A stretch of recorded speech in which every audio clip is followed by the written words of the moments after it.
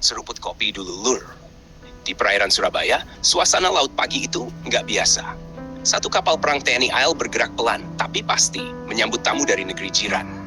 Inilah momen ketika Kri Karel Satsuit Tubun 356 menjalankan peran pentingnya sebagai representasi kekuatan laut Indonesia dalam menyambut kapal perang milik Tentara Laut Diraja Malaysia atau TLDM.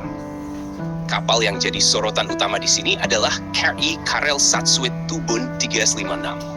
Kapal ini bukan kapal sembarangan. Dia adalah bagian dari kelas Kapitan Patimura yang punya sejarah panjang sebagai tulang punggung armada korvet Indonesia.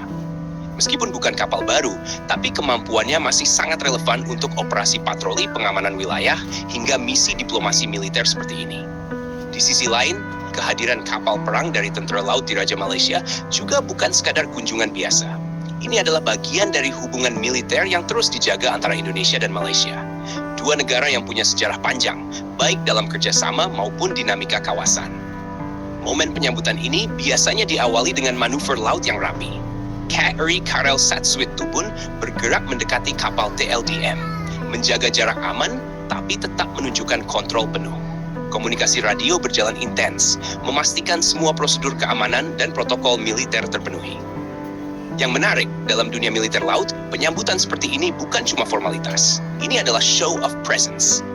Artinya, Indonesia menunjukkan bahwa setiap kapal asing yang masuk ke wilayah perairannya terpantau, diawasi, dan disambut secara profesional oleh TNI AL. Kalau kita bedah lebih dalam, Kri Karel Satsuit Tubun 356 punya spesifikasi yang cukup solid untuk kelasnya. Panjangnya sekitar 80 meter lebih, dengan bobot lebih dari 1000 ton. Kecepatannya bisa mencapai lebih dari 20 knot, cukup untuk melakukan intercept atau pengawalan kapal lain. Dari sisi persenjataan, kapal ini dilengkapi meriam utama kaliber besar di haluan, biasanya jenis 100 mm yang bisa digunakan untuk target permukaan maupun dukungan tembakan ke darat. Selain itu, ada juga meriam sekunder dan sistem senjata anti kapal yang membuatnya tetap berbahaya di jarak menengah. Walaupun bukan kapal generasi terbaru, tapi dalam skenario seperti penyambutan kapal asing, yang dibutuhkan bukan hanya kekuatan tempur, tapi juga kehadiran dan kesiapan operasional. Dan disinilah Ki Karel Satsuit Tubun masih sangat layak.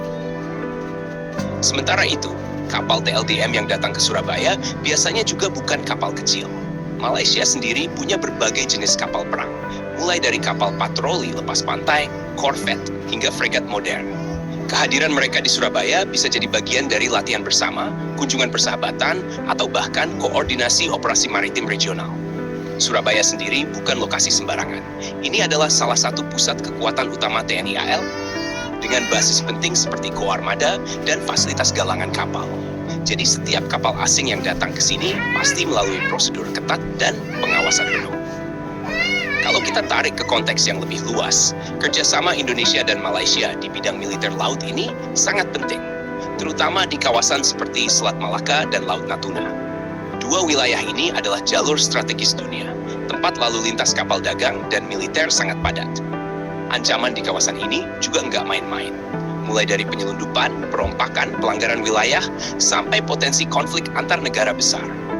Karena itu, koordinasi antara TNI AL dan TLDM jadi kunci untuk menjaga stabilitas. Penyambutan seperti yang dilakukan oleh Kri Karel Satsuit Tubun ini sebenarnya bagian dari diplomasi pertahanan.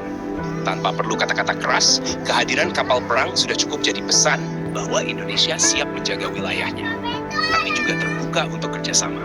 Dan buat Indonesia, ini juga jadi ajang untuk menunjukkan profesionalisme prajurit lautnya. Mulai dari navigasi, komunikasi, sampai manuver kapal, semua jadi sorotan. Karena dalam dunia militer, kesan pertama itu penting.